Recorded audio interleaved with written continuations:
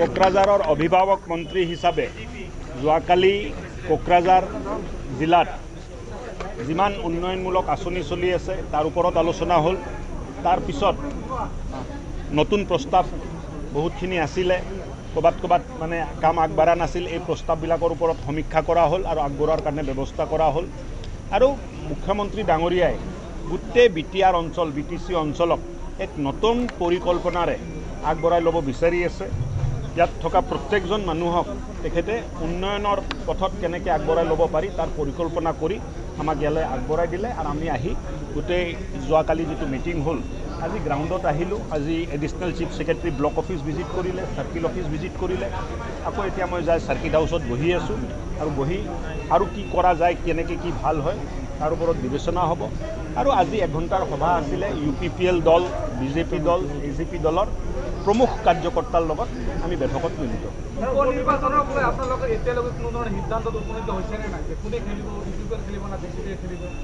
এই সিদ্ধান্তটোতো দলৰ সভাপতিয়েহে লয়, অভিভাৱক মন্ত্ৰীৰ দায়িত্ব নহয় এইটো।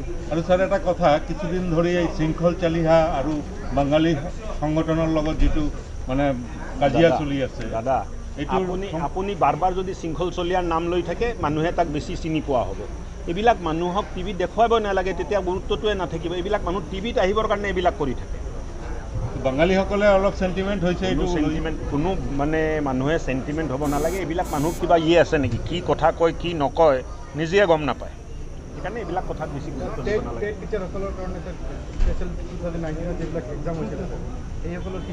আৰে 1 লাখ মানুহক নিযুক্তি দি আছে চৰকাৰে। মাননীয় মুখ্যমন্ত্ৰীৰ নেতৃত্বত ভাৰতবৰ্ষৰ ভিতৰত প্ৰথম হৈ আছে যে দুটা মানে ডাঙৰ এটা দিছিলে, প্ৰতিশ্ৰুতি দিছিলে যে 1 লাখ নিবনুৱা ল'ৰা ছোৱালীক আমি সংস্থাপন দিম।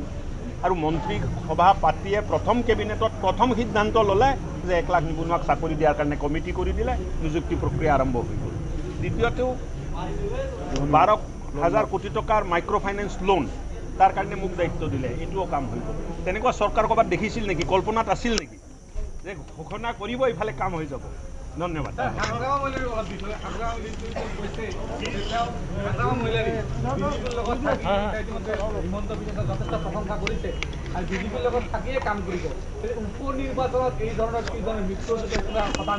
হাগ্ৰামা মহিলাৰী আৰু BPF দলৰ লগত বৰ্তমান BJP, UPPL, AGP দলৰ কোনো মিত্ৰতা নাই।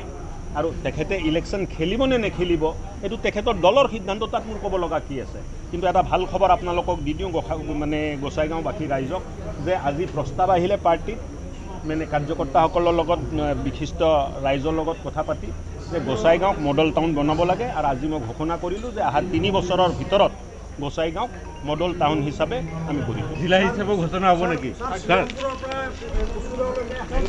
ছাৰ এই 15 দিনৰ ভিতৰত মই দিল্লীত মিটিং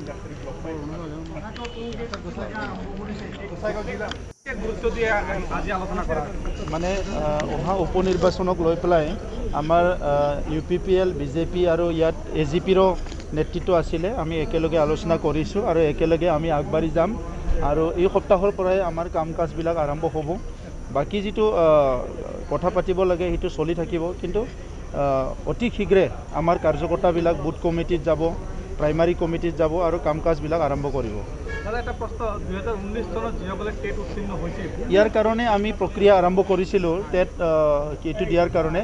কিন্তু সেইখিনি সময়ত যিটো আছে আপোনাৰ এই যিটো CTET সকলে হাইকোৰ্ট কৰি দিলে আৰু সেই হাইকোৰ্টৰ বিনিময় কাৰণে আজি স্তব্ধ হৈ আছে। আমি সেইটো ব্যৱস্থা কৰি আছোঁ কি এইটো কেনেকৈ মানে কি কৰিব পৰা যায়। আৰু আমাৰ ইণ্টেনশ্যনটো হৈছে অতি শীঘ্ৰে আমাৰ এপইণ্টমেণ্ট দিব লাগে, কাৰণ আমাৰ তাত বহুত ভেকেণ্ট পোষ্ট আছে। আৰু সেইকাৰণে আজি মাষ্টৰ নোহোৱাৰ কাৰণে ছাত্ৰ ছাত্ৰী বহুত বঞ্চিত হৈ আছে। সেইকাৰণে অতি শীঘ্ৰে সেইটো কি প্ৰক্ৰিয়া কৰিব পাৰে সেইটো আমি চাই আছোঁ। আৰু মই অনুৰোধ কৰিছোঁ যে এনেকুৱা শিক্ষাৰ যিটো সমস্যা এইবিলাক ওলাই বেছি কোৰ্টত যোৱাটো ভাল নহয়, কাৰণ যিবিলাক ইলিজিবল তেখেতসকলক এপইণ্টমেণ্ট দিয়া হ'ব তাত কোনো অসুবিধা নাই। 6.3 লৈ আলোচনা কৰি থকা হৈছে। অতি শীঘ্ৰে মানে হয়তো অসম চৰকাৰ আৰু আমাৰ বড়োলেণ্ড চৰকাৰৰ লগত এটা মিটিং হৈ আছে। সেই মিটিঙৰ পিছতে সিদ্ধান্ত হ'ব কিমান দিনৰ ভিতৰত মানে 6.3টো ইমপ্লিমেণ্ট কৰা হ'ব আৰু ভেঞ্চাৰ স্কুলখিনি প্ৰভিঞ্চিয়েলাইজ কৰা হ'ব।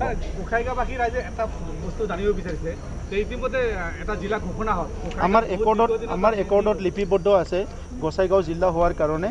এতিয়া গাঁও অন্তৰ্ভুক্তিকৰণ, গাঁও কৰ্তন বিভিন্ন প্ৰক্ৰিয়া শেষ হৈ যোৱাৰ পিছত আমাৰ যিটো ডিষ্ট্ৰিক্ট ডিলিমিটেশ্যন হ'ব, এই ডিষ্ট্ৰিক্ট ডিলিমিটেশ্যন হোৱাত মই আশা কৰিছোঁ যে গোসাইগাঁও জিলা হ'ব লাগে বুলি পেলাই।